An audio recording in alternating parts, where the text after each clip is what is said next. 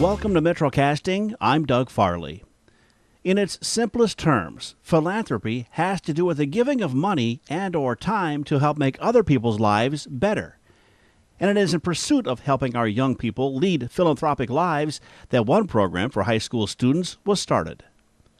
For a number of years now, the Central Susquehanna Community Foundation, itself a philanthropic organization based in Berwick, has been running its Youth in Philanthropy program, or YIP. Students from these school districts of Benton, Berwick, Central Columbia, Columbia-Montour area Votech, Northwest, and new this year, the Danville and Warrior Run high schools, meet up at least 7 times a year, including 3 times at the Central Susquehanna Community Foundation building in Berwick, to learn philanthropic practices through discussion and a variety of exercises.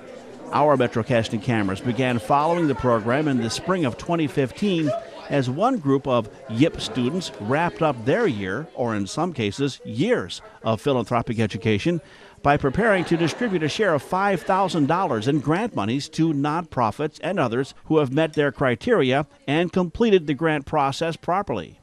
It is up to the students to review the grant applications, determine how the grant money will be distributed, and present that information to the Central Susquehanna Community Foundation Board for approval. But that all happens towards the end of the school year. To get to that point, students need to start, well, at the beginning.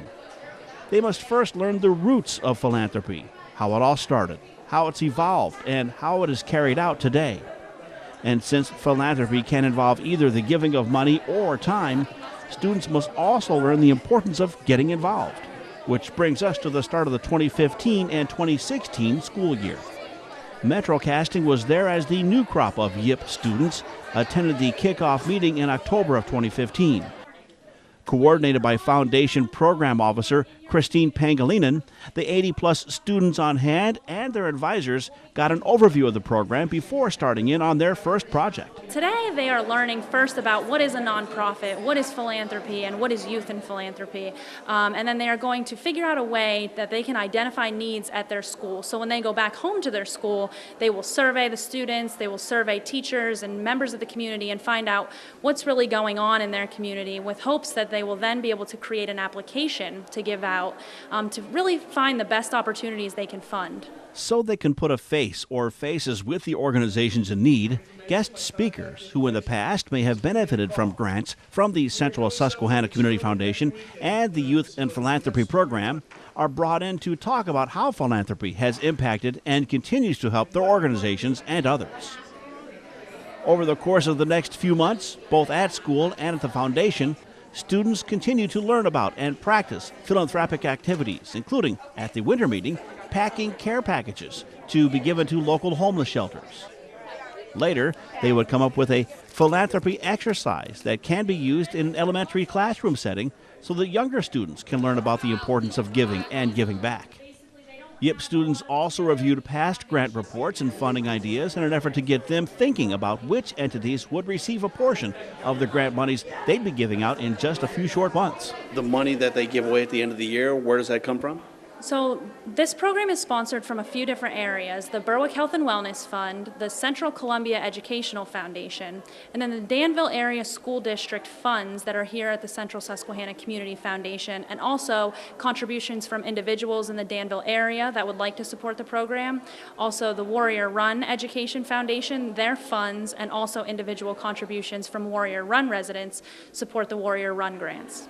That's kind of cool that the community actually helps support the program that helps the community. Yes, exactly. So then the students get to work as an advisory committee and identify what issues are really impacting youth, and then give grants back to make an impact in their own school and community. At the final Youth and Philanthropy meeting at the Central Susquehanna Community Foundation office, students have to create their own little box cities. But they can't just stay within their own school groups, and they can't just put the box buildings up any old way they want to. a considerable amount of thought has to go into the project. First thing this morning, what they did is they went through a series of questions, each individual here today, helping them understand what type of personality type that they are. There were 4 personality types: a yes man, a no man, someone that pays attention to detail, someone who maybe is a devil's advocate, and they were all categorized based on the personality type they had. So when we went about setting up, there's 4 different box cities being built today, and we separated them by making sure each box city group had different members from different schools and then also different personality types. It's all part of youth and philanthropy and helping these kids learn how to look at all the different people that they need to work with and have a diverse group of people to make good decisions for the community. Ashley Wojciechowski of Berwick told us about her city building experience. Today we built our ideal cities, and we got boxes, and we had choices of what size our boxes could be and what we wanted to include in our city, and our theme was youth, so we had to decide what buildings and other organizations could be in our cities that would better the youth of our ideal city. What was your part of that? I was the mayor of our city, so I decided what buildings should be included and where they should go, and I had to plan out how far away the schools were from the bus stations and things like that so that the city was the best it could be. And did you discover you like power?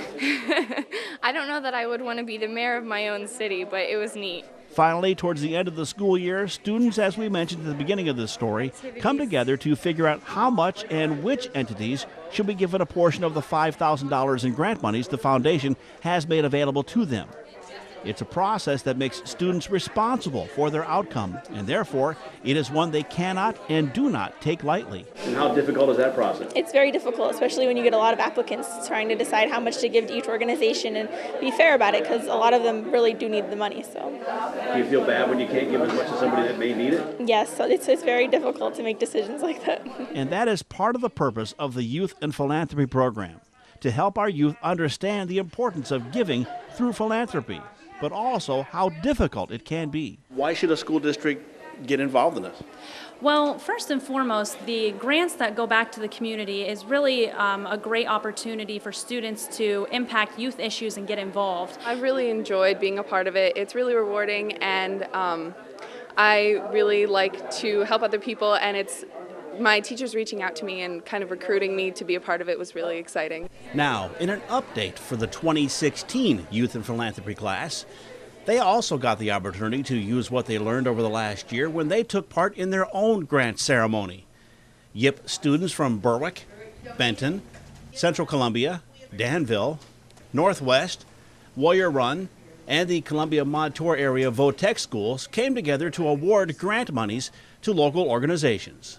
Organizations such as the Boy Scouts, Agape, For the Cause, the Children's Dyslexia Center, the Danville Child Development Center, the Nicholas Wolf Foundation Kids Cash at Camp Victory, the Gatehouse Shelter in Danville, the Milton YMCA, numerous in-school or school district programs, and many, many more.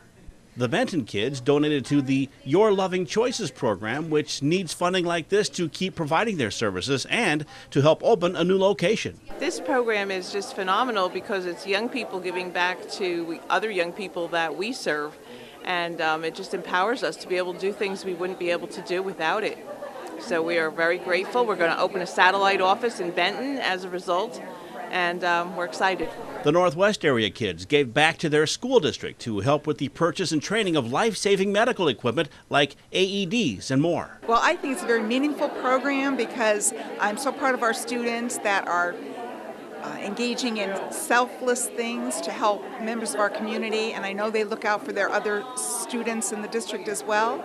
So I'm happy to be able to accept the award, to be able to provide for the safe and healthy school environment for our students.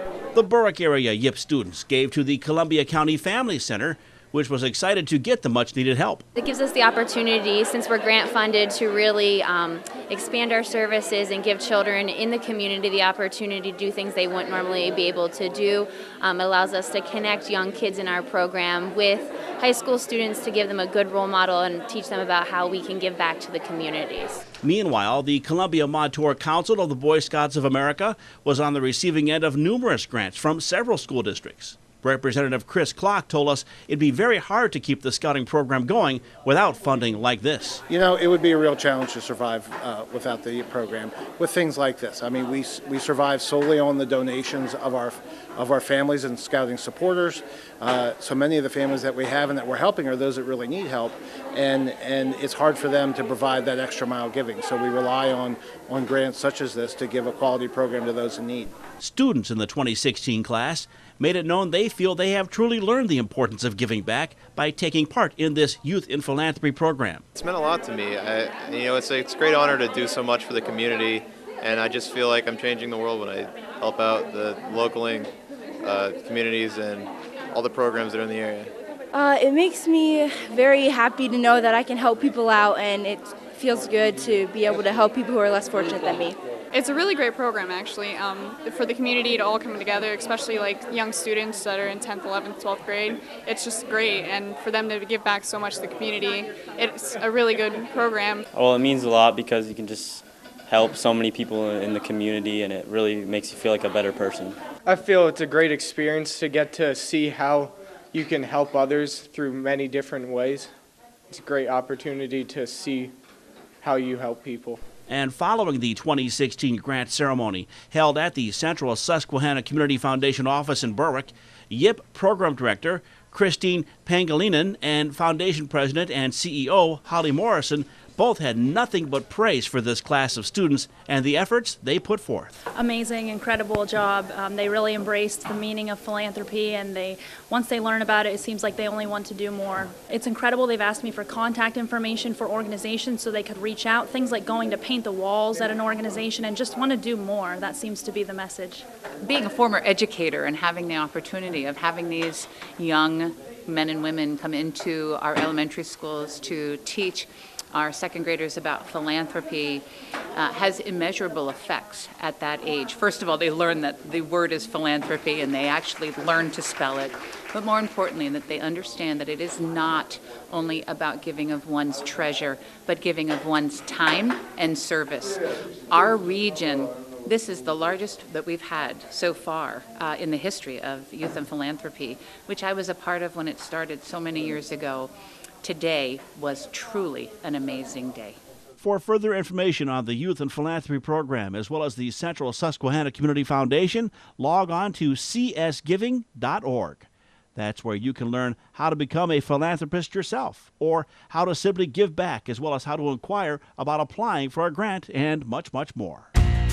That'll do it for this episode of MetroCasting. Thank you so much for watching, and we'll see you again after later.